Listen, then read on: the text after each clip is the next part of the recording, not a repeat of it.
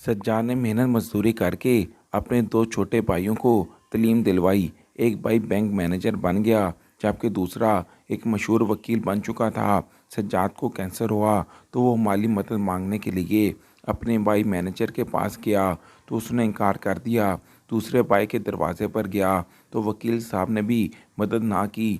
सज्जाद को अपने दोनों भाइयों के रवैये पर बहुत अफसोस हुआ और उसे वो दिन याद आया जब उसके भाई स्कूल में पढ़ते थे और महंगे स्कूल की फ़ीस अदा करने के लिए सज्जाद दिन रात मजदूरी करता। ईंटें उठाने से उसके हाथ जख्मी हो जाते थे। खैर, दोनों भाइयों से मायूस होकर वो घर वापस आया और अपनी बीवी को वसीयत की कि मेरा मर्ज़ रोज़ बरोज़ बढ़ती जा रही है। अगर कल को मेरी वफ़ात हो जाए तो किसी से कफन या पैसे लेने की ज़रूरत नहीं।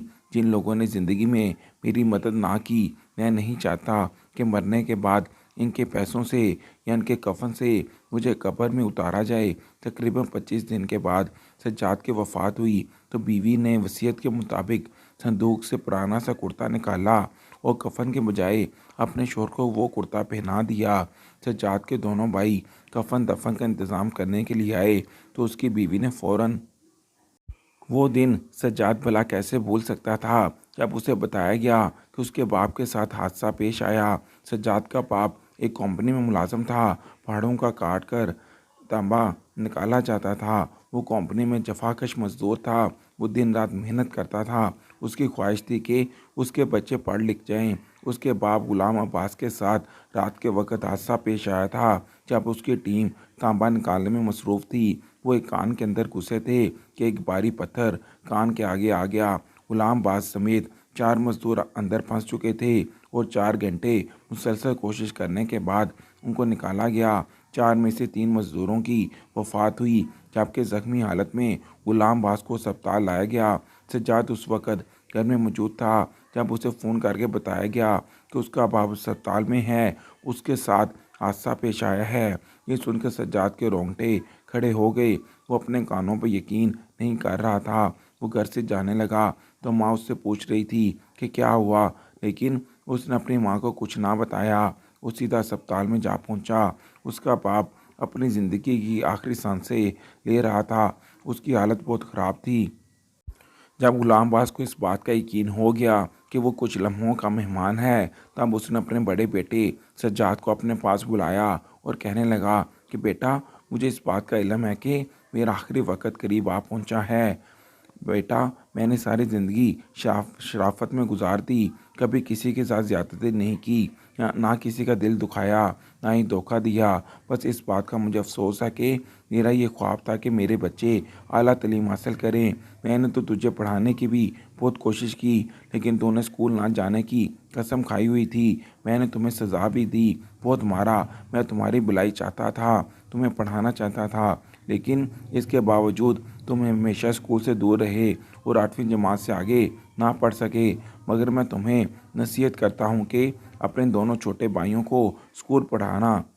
वो स्कूल से मोहब्बत करते हैं, पढ़ाई में भी काफ़ी लायक हैं, लिहाजा अपने छोटे भाइयों को बाप बनकर पालना, इन्हें किसी किस्म की कमी महसूस ना होने देना। मुझे उम्मीद है कि मेरा ये अधूरा ख्वाब तुम ज़रूर पूरा करोगे।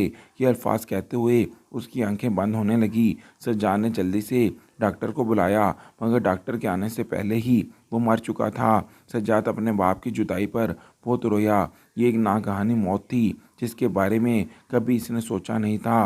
वो पढ़ाई में इतना नालायक नहीं था, इसलिए आगे ना पढ़ सका। मगर उसके बाप ने जब भी उस पर सख्ती की थी, उसे डंडों से मारा था। वो झुककर अपने बाप के सामने खड़ा हो जाता था, कभी भी बाप के सामने उफ तक ना की, क्योंकि वो अपने बाप की इज्जत करता था, उनसे मोहब्बत करता था। वो जानता था कि उसका बाप दिन रात मजदूरी करता है, लिहाजा रात के वक़्त जब उसका बाप नींद की हालत में होता था, वो अपने बाप के पैरों में बैठ जाता। वो अपने बाप के पैर दबाता तो उसका बाप नींद से बेदार हो जाता। गुलाम बास को इस बात का अंदाज़ा था कि सज्जाद मेरा वफ़ादार है, मेरा सबसे अच्छा बेटा है। काश वो पलट जाता, मगर शायद किस्मत में नहीं लिखा था। लेकिन वो अपने छोटे बेटों से इस बात की उम्मीद रखता था कि वो पढ़ाई में आगे आएंगे। सज्जाद ने अपने बाप से वादा किया कि मैं अपने छोटे भाइयों को जान से भी ज़्यादा अजीज़ रखूँगा और इनको ज़रूर पढ़ाऊँगा। उसने अपने वालिद की तदफ़ीन की। फिर वो काफ़ी देर तक अपने बाप की कब्र पर बैठा रोता रहा। लोगों ने कोशिश की कि उसे साथ ले जाएं, लेकिन सज्जाद ने तमाम लोगों से दरख्वास्त की कि मैं कुछ लम्हे यहाँ अकेले रहना चाहता हूँ, मुझे थोड़ी देर अकेला अपने बाप के साथ रहने दो। लोग वापस चले गए, लेकिन सज्जाद कब्रिस्तान में बैठा रोता रहा। उसने अपने दोनों भाइयों सुहेल और फैसल को गले से लगाया। उनसे कहा कि मैं तुम्हारा बाप हूँ, मेरे होते हुए कभी परेशान होने की ज़रूरत नहीं। सुहेल उस वक़्त 8वीं जमात में पढ़ता था, जबकि फैसल 6ठी जमात का स्टूडेंट था। कुछ अर्सा वो स्कूल ना जा सके क्योंकि वो अपने वालिद की वफ़ात पर गहरे रंजो गम में मुब्तला थे। मगर इसके बाद सज्जाद अपने दोनों भाइयों के साथ स्कूल गया। मास्टर साहब से बात की, उन्हें बताया कि मेरे भाई अपने बाप की वजह से बहुत परेशान थे, कुछ दिनों तक वो स्कूल ना आ सके, लेकिन अब वो कभी छुट्टी नहीं करेंगे, ये मेरा आपसे वादा है। उसने मास्टर साहब को ये भी बताया कि मेरे बाप की बहुत बड़ी ख्वाहिश थी कि मेरे ये दोनों भाई तलीमी मैदान में आगे आ जाएं और मैं अपने वालिद की ये अधूरी ख्वाहिश पूरी करना चाहता हूँ। मास्टर साहब ने सज्जाद से यही कहा कि तुम्हारे भाई पढ़ाई में बहुत अच्छे हैं, मुझे इस बात की खुशी है कि वो दिलचस्पी से पढ़ते हैं, मजबूरी की हालत में छुट्टी करते हैं, वरना ये बच्चे कभी छुट्टी ना करते। और मुझे इस बात की भी उम्मीद है कि अगर ये इसी तरह लगन मेहनत से पढ़ते रहे और काम करते रहे तो एक ना एक दिन अपने बाप की ये ख्वाहिश पूरी करेंगे और कामयाब हो जाएंगे। सज्जाद को ये जानकर काफ़ी खुशी हुई। भाइयों की तरफ से वो मुतमिन था, लेकिन अब अपनी माँ की वजह से परेशान था, क्योंकि अचानक अपने वालिद की वफ़ात की वजह से उसकी माँ सदमे में थी। सज्जाद अपने भाइयों को संभाल रहा था, साथ साथ अपनी माँ का भी सहारा बन रहा था। अपनी माँ को अपने हाथों से वो खाना खिलाता था।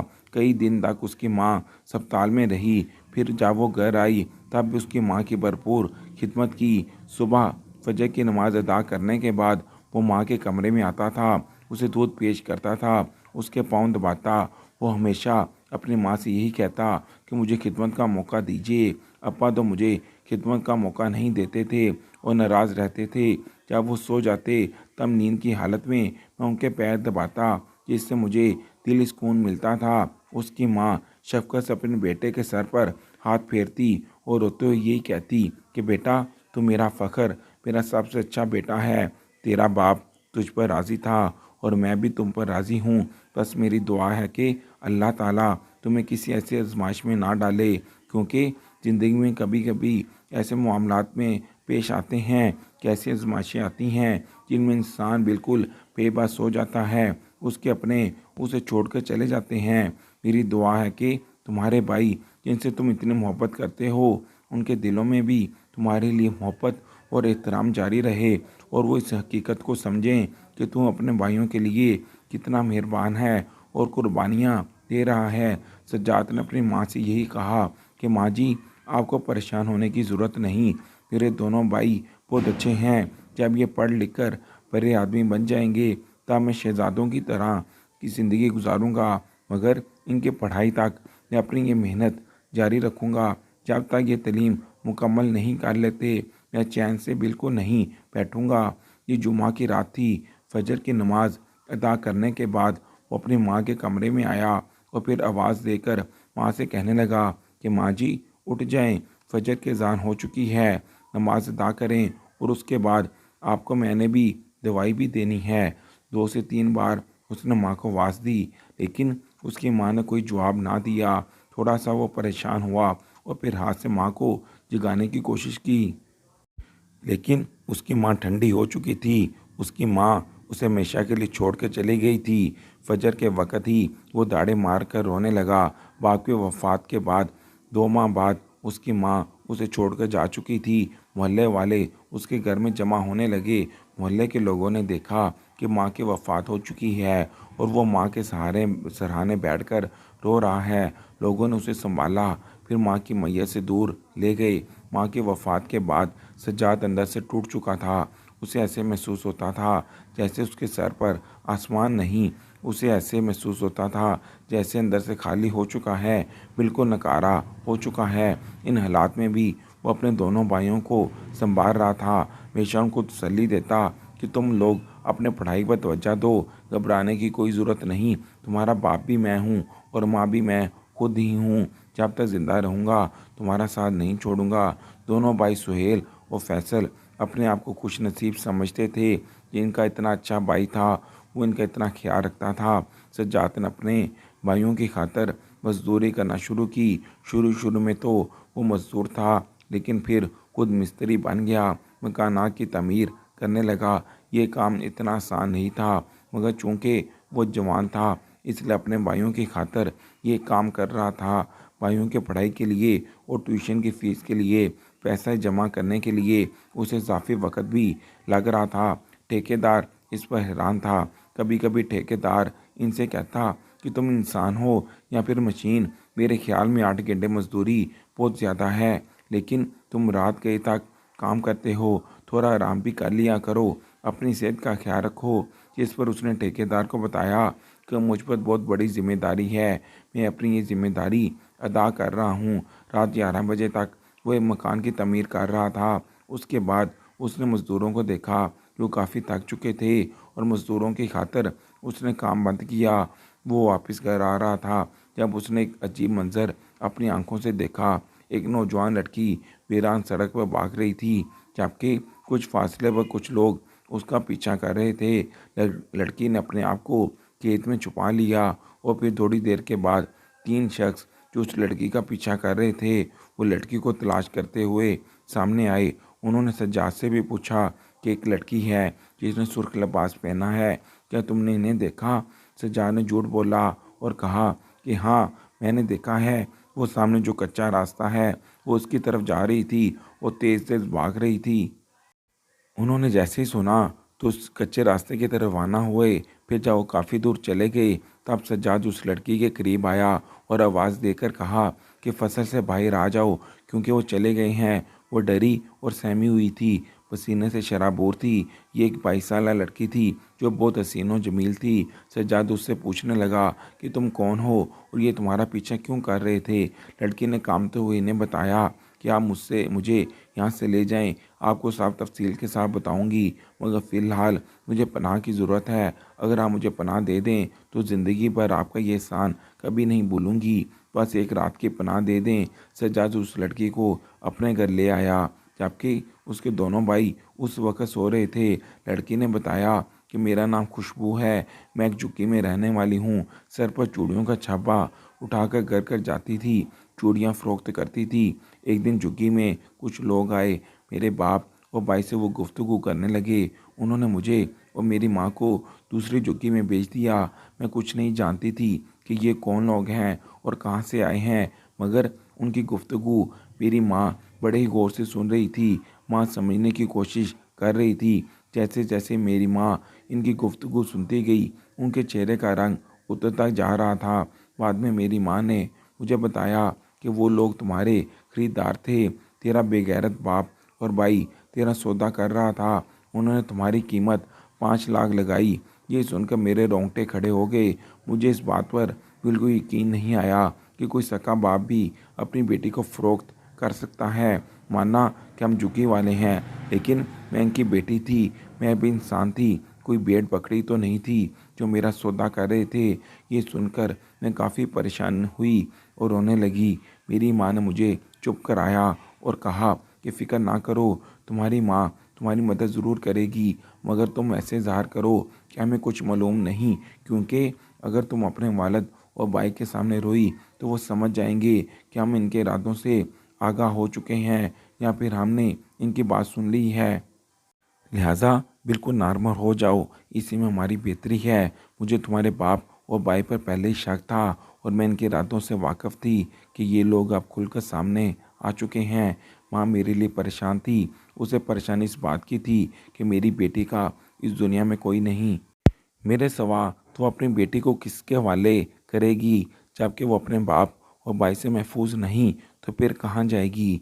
ये रात मेरी और मेरी माँ की मुश्किल तरीन रात थी। मैं सारी रात सो ना सकी। मेरी माँ फिर सारी रात मेरे लिए दुआ करती रही कि अल्लाह ताला मुझे मेरे भाई और बाप के शर से महफूज रखे। मुआहदे के मुताबिक उन्होंने आधी रकम मेरे बाप को एडवांस दी थी और आधी रकम यानी 2.5 लाख रुपए उन्होंने अगली रात मेरे बाप और भाई को देने थे। जिस रात वो लोग इन अजनबियों के मुझे हवाले करते थे। माँ चूँकि इस सारे मंसूबे से वाकिफ़ थी, लिहाजा अगली रात उनके आने से पहले ही माँ ने मुझे घर से फ़रार का रास्ता दिखाया। रोते हुए मुझे गले से लगाया और कहा, बेटी, हमारा इस दुनिया में कोई नहीं सिवाय अल्लाह के, लिहाजा तो अल्लाह के हवाले। मेरी बेटी, तू हमेशा गुनाहों से पाक रही, किसी अजनबी की तरफ ना देखा, हलाल खाया, वो तुम्हारी मदद ज़रूर करेगा, वो तुम्हारी हिफाजत करेगा। माँ ने दुआओं के साथ मुझे रुखसत किया। जबकि जाते वक़्त वो रो रही थी। उसने झुग्गी की पिछली तरफ से मुझे रास्ता दिखाया और कहा कि भाग जाओ। फिर मैंने पीछे मुड़कर ना देखा। तकरीबन 5 मिनट बाद ही मेरे भाई और वालिद को इस बात का इल्म हो चुका था कि माँ ने मुझे फ़रार कर दिया। मैं नहीं जानती कि उन्होंने माँ के साथ क्या सलूक किया, माँ को मार दिया या नहीं, मैं कुछ नहीं जानती थी। लेकिन वो मेरा पीछा करने लगे।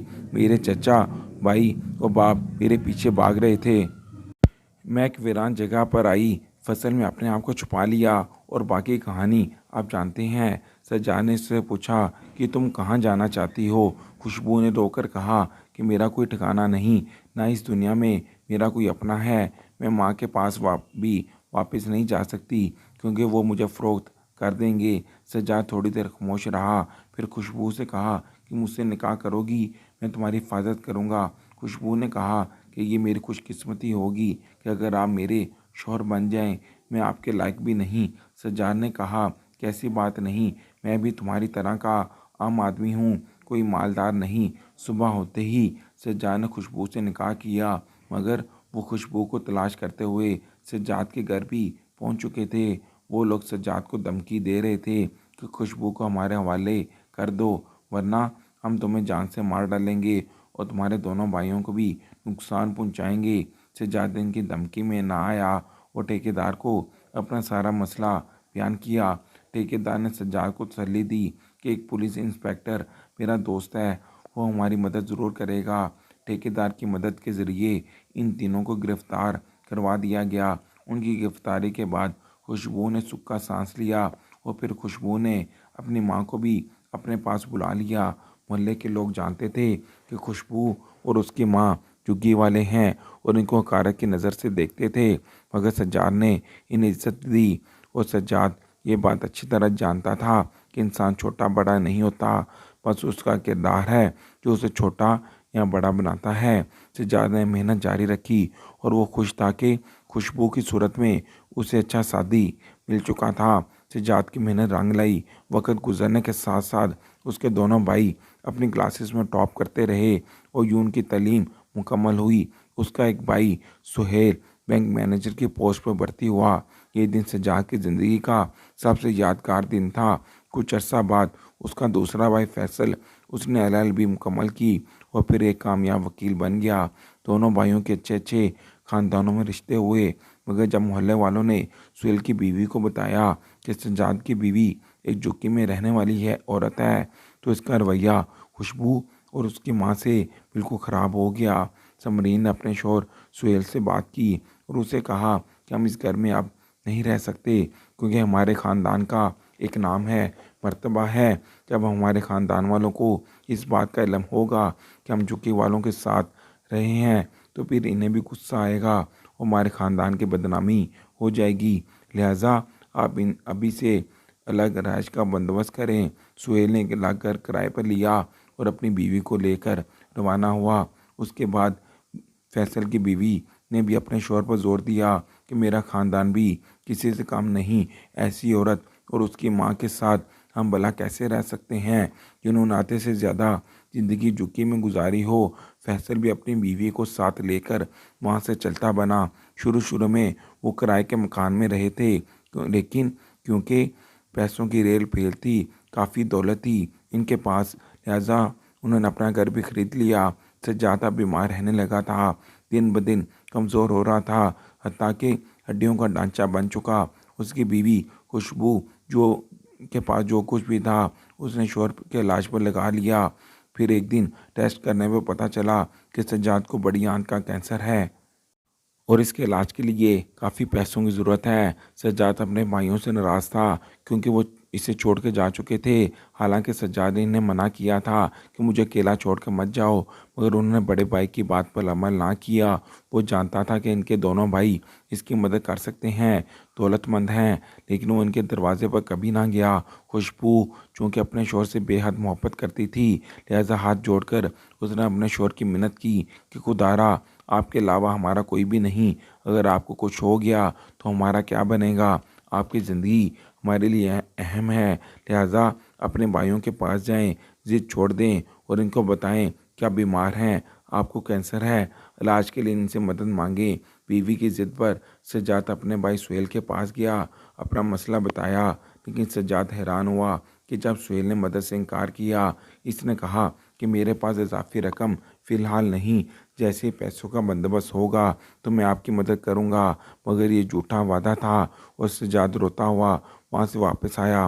फैसल के दरवाजे पर आया तो उसने भी यही कहा कि और अपनी मजबूरी बताई। सज्जाद हैरान था कि उन्होंने करोड़ों रुपए के घर बना लिए, शहर में कई प्लाट भी खरीद लिए, लेकिन भाई के इलाज के लिए इनके पास पैसे नहीं। कितने कम ज़र्फ लोग हैं ये, और मैं इनकी खातिर खून पसीना बहाता रहा, मुशक्क़त करता रहा और इनकी पढ़ाई के लिए मेहनत करता रहा और अपने भाइयों से मायूस हो चुका था। रोता हुआ वापस घर आया और अपनी बीवी खुशबू से कहा कि मेरी बात गौर से सुनो, मेरी ज़िंदगी का कोई भरोसा नहीं।